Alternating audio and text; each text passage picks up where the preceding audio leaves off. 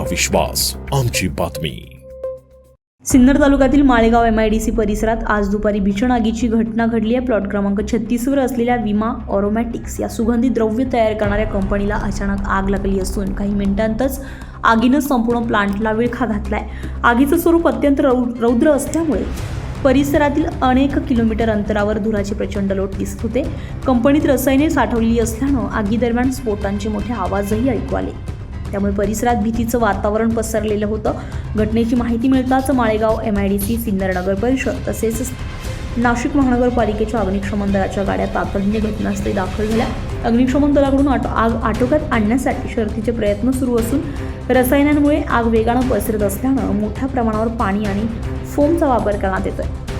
दरम्यान आगीमुळे मोठ्या प्रमाणात आर्थिक नुकसान झाल्याची शक्यता व्यक्त केली जात असून सुदैवानं आतापर्यंत कोणतीही जीवितहानी झाल्याची माहिती मिळाली नाहीये।